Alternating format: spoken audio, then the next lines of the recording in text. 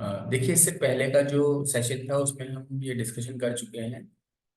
दर्शन और शिक्षा के मध्य संबंध पढ़ रहे थे, तो हमने metaphysics and objectives of education, then epistemology and methods of education, and then axiology and discipline, है ना, और वैल्यूज ऑफ एजुकेशन पर थोड़ा बहुत डिस्कशन किया। जिसमें से ऊपर दो जो है, एपिस्टेमोलॉजी और मेटाफिजिक्स को मैं एलोबरेट कर चुका था। तो हम थोड़ा सा मूल्य मीमांसा यानी एक्सियोलॉजी को देखते हैं। देखो, मूल्य मीमांसा, मूल्य मतलब क्या होता है? वैल्यूज। और वैल्यूज क्या होती हैं, बताइए। किसे कहेंगे आप वैल्यूज? हम कहते हैं ना कई बार बच्चों को वैल्यूज नहीं है आजकल की। आजकल बच्चों को कुछ सलीका नहीं है, एटिकेट्स भी वर्ड यूज करते हैं, बिल्कुल नहीं आता है। मतलब अगर बच्चा कोई आपको प्रणाम कर रहा है, या पैर छू रहा है, या आपसे हंस के बात कर रहा है ना, बहुत सरल स्वभाव का है, सॉफ्ट स्पोकन है, चिल्लाता नहीं है, गलत शब्दों का प्रयोग भी नहीं करता है, तो आप कहेंगे कि ये अच्छा बच्चा है। बोलो हाँ या ना।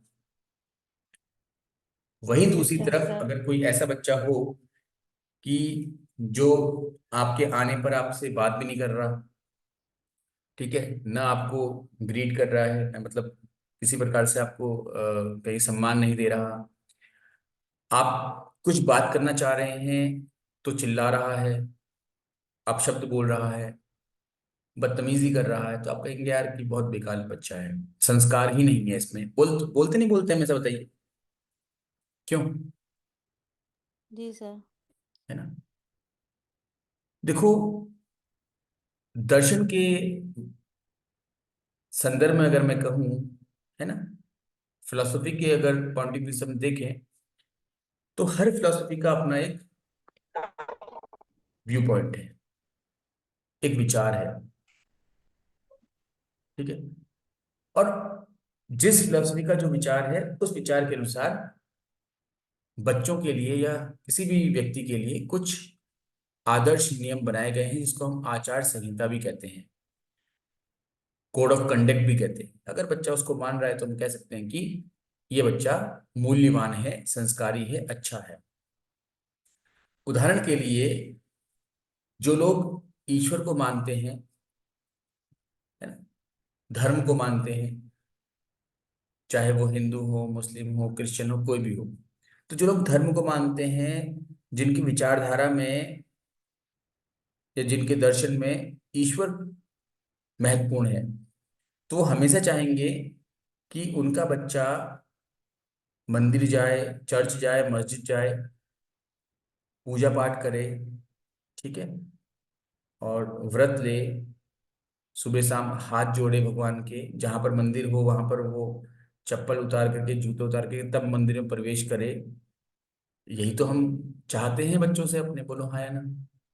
क्या कभी ऐसा नहीं होता कि आप अपने बच्चों को लेके जा रहे हैं, या फिर अपने छोटे भाई या बहन के साथ जा रहे हैं, और मंदिर में गए आप, वो बिना चप्पल जूते उतारे पहुंच गया आपके अंदर, तो आप उसको डांटते हैं, बाहर जाकर के उतार करके आ, मंदिर के अंदर चप्पल लेके नहीं आना चाहिए। ऐसा होता है हाँ या ना? यस जी सर। ठीक है। लेकिन कभी चर्च गए हो आप लोग? Yes sir. Yes sir. Church में भी जूते चप्पल उतारते हैं बाहर? No sir. नहीं उतारते, तो सर। वो उनकी मान्यता है ना। बोलो हाँ या ना। ठीक है। जी सर। तो इसका मतलब ये नहीं है कि चप्पल जूते पहन करके चर्च में एंटर कर रहे तो जो उनके गॉड है वो नाराज हो जाएंगे, या फिर हम अगर अपने मंदिर में चप्पल जूते पहन के पहुंचेंगे तो हमारे भगवान नाराज हो जाएंगे। ऐसा बिल्कुल नहीं है। लेकिन ये हमारी मान्यताएं बनी हुई हैं, वो हमने बना रखी हैं।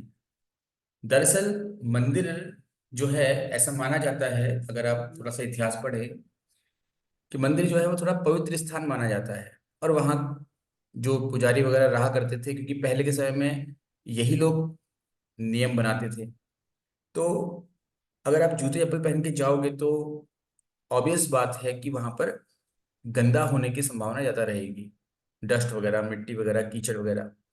और वही जूते चप्पल आपने बाहर ही उतार दिए हैं, तो वो गंदगी कम हो पाएगी। ये एक कारण था कि मंदिर के अंदर जूते चप्पल उतार करके प्रवेश करने के लिए कहा जाता था। समझ में आ रहा है? हेलो। जी सर। हाँ सर। ये कारण था, भगवान के नाराज नाराज होने वाला कोई कारण ही नहीं। अगर माना उसी मंदिर के अंदर आपने एक स्लीपर रखी हुई है, वो उसी मंदिर के अंदर पहनते हैं आप, तो ठीक है पहनिए और जाइए। जैसे घरों में नहीं होता हमारे, अंदर पहनने वाली स्लीपर्स अलग होती हैं, बाहर वाले जो शूज होते हैं वो बाहर ही उतार करके आते हैं, ये चीजें, तो वही चीज वहां पर भी है। तो कुल मिलाकर के जो बात की जा रही है, ये है सिर्फ मान्यता पर, विचार पर। ठीक है, तो जैसे हमने नियम बना दिए हैं, अगर बच्चा उन नियमों को फॉलो कर रहा है तो हम कहेंगे बहुत ही अच्छा बच्चा है, ये बहुत ही डिसिप्लिन्ड है, ये बहुत ही संस्कारी है। और अगर उन नियमों को पालन नहीं कर रहा है तो बोलेंगे बहुत बेकार बच्चा है, बिल्कुल कहना नहीं मानता है। ठीक है, ये कुछ ऐसा ही है कि आपके पेरेंट्स ने एक रूल बनाया है कि हमारे पूरे खानदान में, पूरे कुल में आज तक किसी ने ड्रिंक नहीं की, किसी ने नॉनवेज नहीं खाया, तो हमारे बच्चे भी नहीं खाएंगे। बन गया नियम। अगर बच्चे ने ड्रिंक कर ली या नॉनवेज खा लिया तो क्या वो खराब हो गया? बताइए, बोलिए हाँ या ना बताइए, आपको क्या लगता है? वैसे तो नहीं सर। हम भी उसको अनुचित मानते हैं, लेकिन वो वैसे एक्चुअल में अनुचित नहीं है वो, क्योंकि हम ऐसे समाज में रह रहे हैं जहां पर हम नॉनवेज नहीं खाते हैं या हम ड्रिंक नहीं करते, हमको लगता है कि वो चीज गलत है। लेकिन अगर कोई व्यक्ति उस समाज में रह रहा है जहां पर ये आम बात है, जहां पर नॉन वेज खाना, ड्रिंक करना आम बात है, तो वो गलत नहीं है, वो सही है। तो ये जो मूल्य है, ये कौन निर्धारित करता है? ये दर्शन निर्धारित करता है। तो हर दर्शन के अपने मूल्य होते हैं, और उन मूल्यों को अगर आप मान रहे हैं तो हम कहेंगे कि बच्चा अनुशासित है। अगर उन मूल्यों को आप नहीं मान रहे तो हम कहेंगे बच्चा अनुशासित नहीं है। बस इतना अंतर है। किसी स्कूल में एंट्री का समय, मतलब कि स्कूल जाने का समय 7:30 का है, किसी स्कूल में 9 बजे का है। तो जिस स्कूल में 7:30 बजे एंटर करना है, वो स्कूल का बच्चा सुबह 4 बजे उठ के नहा धो करके अपना नाश्ता वगैरह करके 7 बजे घर से निकल रहा है, ठीक है। लेकिन जिस बच्चे का स्कूल ही 9 बजे है, अगर वो 7:30 बजे उठे तो वो लड़का या वो बच्चा बेकार थोड़ी हो जाएगा। अगर आप सुबह 4 बजे उठ करके 2 घंटा पढ़ रहे 6 बजे तक तो आप अच्छे हो गए, लेकिन दूसरा बच्चा जो है वो रात के 1 बजे तक पढ़ रहा है, फिर सो रहा है 1 बजे, और फिर उठ रहा है 9 बजे, तो वो खराब हो गया। ऐसा बिल्कुल भी नहीं है, क्योंकि जब आप सोए थे तो वो पढ़ रहा था, अब आप पढ़ रहे थे वो सोया हुआ है, तो दोनों का अपना अपना फैसला है। ठीक है, तो आई होप कि ये तो थोड़ा समझ में आ गया होगा आपको कि मूल्य का मतलब क्या है। मूल्य बस वही है कि आपने नियम बना रखे हैं, नियमों का पालन होगा तो आप कहेंगे डिसिप्लिन्ड है, और नियमों का पालन नहीं होगा कहेंगे डिसिप्लिन्ड नहीं है। दैट्स इट, यही मूल्य है बस, और कुछ नहीं है। ठीक है, तो अब आगे बढ़ लेते हैं, लिखा हुआ क्या है देखिए जरा। तो मूल्य मीमांसा आदर्शों, मूल्यों, व्यवहार के निर्धारण के लिए स्पष्ट करती है कि क्या करना चाहिए, बच्चा क्या करे और क्या ना करे। ठीक, यह किसी विशेष दर्शन के अनुयायियों के बीच अनुशासन बनाए रखने के लिए नियम तय करने में सहायक होती है। बताया भी आपको मैंने, नियम के बारे में पूरी व्याख्या कर दी। इसी प्रकार गुणवत्तापूर्ण शिक्षा में अनुशासन, गुणवत्तापूर्ण शिक्षा में अनुशासन क्या है? रीढ़ की हड्डी है। अनुशासन मतलब आपको एलटी ग्रेड में सिलेक्ट होना है, आपसे कहा जाए कि 4 घंटा डेली पढ़ो, ठीक है, 1 घंटा घर पर टीचिंग एप्टीट्यूड और 3 घंटा घर पर सब्जेक्ट पढ़ो। अब तो खैर टीचिंग एप्टीट्यूड बढ़ा दिया है इन्होंने, 2 घंटा करना पड़ेगा आपको, सिलेबस इतना ज्यादा हो गया है। तो अगर आप ऐसा करते हो तो हम कह सकते हैं कि आप रोज पढ़ रहे हो, कंसिस्टेंट हो, तो आप डिसिप्लिन हो बिल्कुल एकदम। और अगर आप डिसिप्लिन होकर के पढ़ाई करोगे तो निश्चित रूप से आपको सफलता मिलेगी ही मिलेगी। तो axiology clarify the ideals, values and do's and don'ts for behavior. It helps to decide the rules in order to maintain discipline. Rules decide कर रहा है ना, डिसिप्लिन बनाए रखने के लिए among followers of particular philosophy. Similarly, in inequality education, इसी प्रकार से जो क्वालिटी एजुकेशन है उसमें discipline is like a backbone which comes from the constitution of school. Constitution मतलब कोड ऑफ कंडक्ट, जो रूल्स होते हैं। दर्शन का शिक्षा पर क्या प्रभाव पड़ता है? Impact of philosophy on education. किसी भी दर्शन, आप इसको देखिएगा, स्टेटमेंट लिखाइए आपके सामने, उसी को मैं रीड कर रहा हूँ। ठीक है, एक मिनट, हाँ, थोड़ा सा हाँ क्या। Yes sir. देखिए, इसको देखिएगा। किसी भी दर्शन विशेष का शिक्षा पर क्या प्रभाव पड़ता है, बहुत इंपॉर्टेंट स्टेटमेंट है, जरूर पढ़िएगा इसको। ठीक है, यह जानने के लिए शिक्षा के सभी अंगों को समझना आवश्यक है। ठीक, to know the impact of any particular philosophy on education, it is necessary to understand all aspects of education. वो ऑल एस्पेक्ट्स क्या क्या है नीचे लिखे हुए हैं।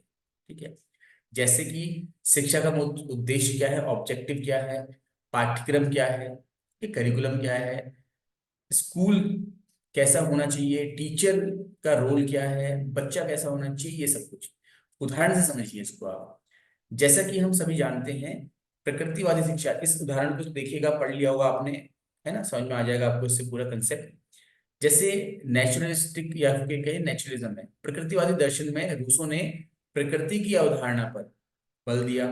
ठीक है, तो इसलिए प्रकृतिवाद में जो विद्यालय है, क्योंकि प्रकृतिवादी विचारधारा क्या कहती है कि ये जो इंसान के द्वारा बनाई गई दुनिया है ये बेकार है, इसमें कुछ नहीं रखा हुआ है, बड़े बड़े महलों में घरों में रहने से कोई फायदा नहीं है, प्रकृति की गोद में रहो आप। तो विद्यालय को भी क्या किया इन्होंने, बोला कि समाज से दूर, एकांत में, बिल्कुल एकदम जहां पर कोई शोर शराबा ना हो, बच्चा ऑब्जर्व कर सके। आप खुद सोचो ना, जब आपको कोई चीज ऑब्जर्व करनी होती है तो आप चाहते हैं कि आसपास कोई हल्ला गुल्ला ना हो रहा हो।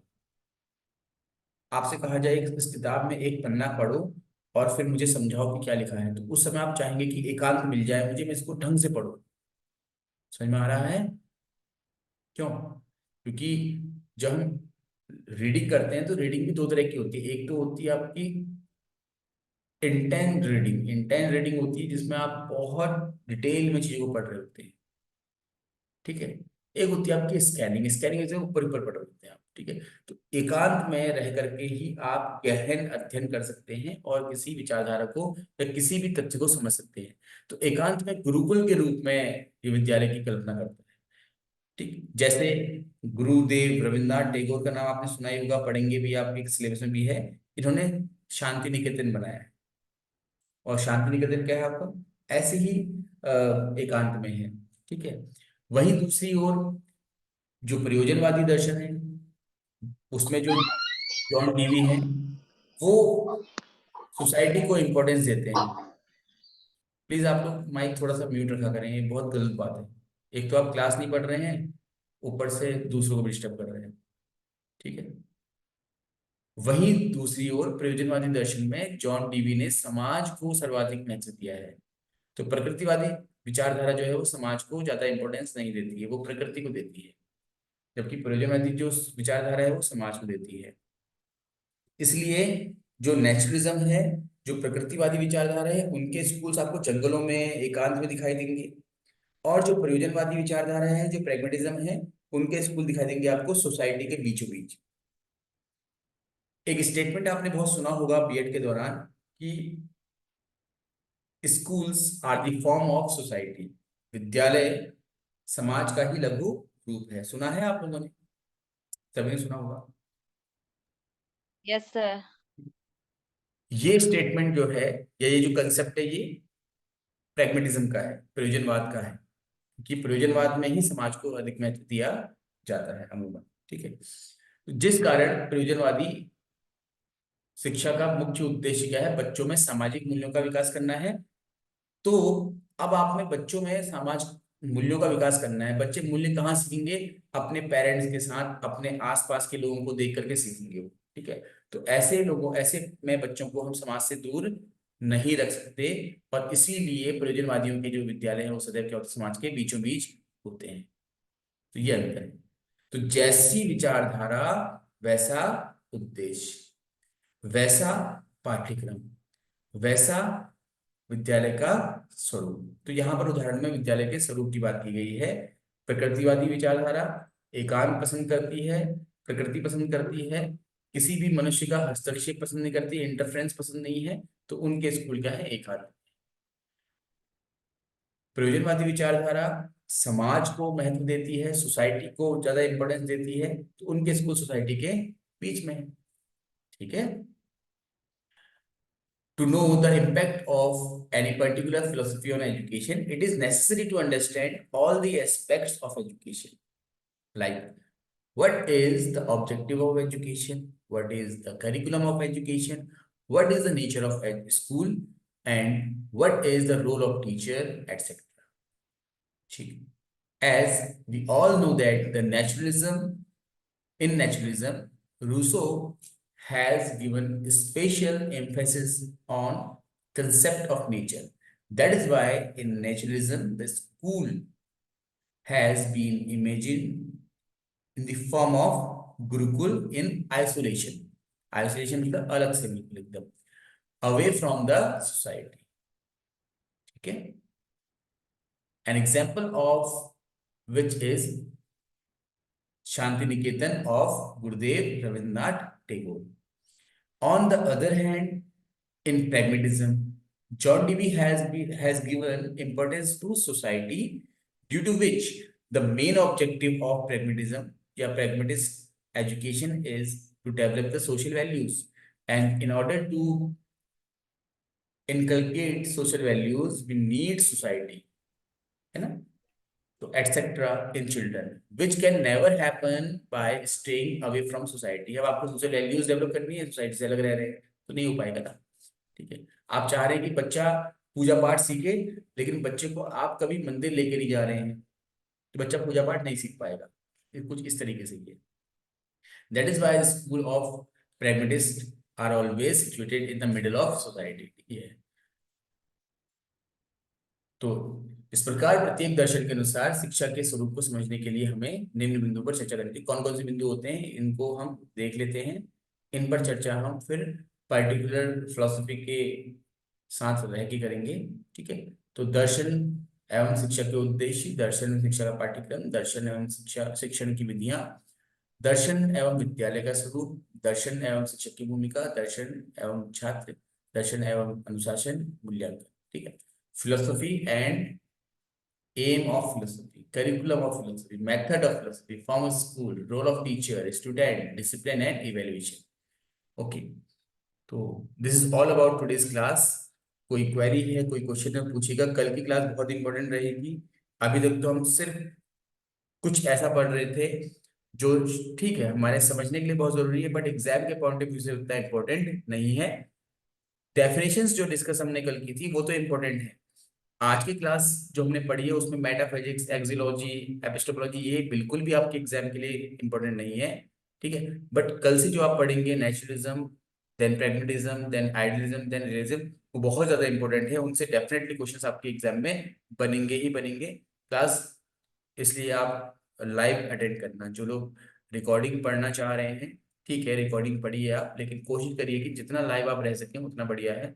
और कल से मैं थोड़ा सा इस तरीके से जो कंटेंट आपके सामने रखा है ये सिर्फ भेजूंगा आपको, पढ़ाऊंगा मैं फिर बोर्ड में ही आप उनको अपने तरीके से, ठीक है? Okay then, thank you all of you. और अभी भी फिर कह रहा हूँ आप लोगों से मैं, और ये मेरी रिक्वेस्ट है कि थोड़ा सा आप रेगुलर रहिएगा क्लास में और क्लास मिस नहीं करेंगे, ठीक?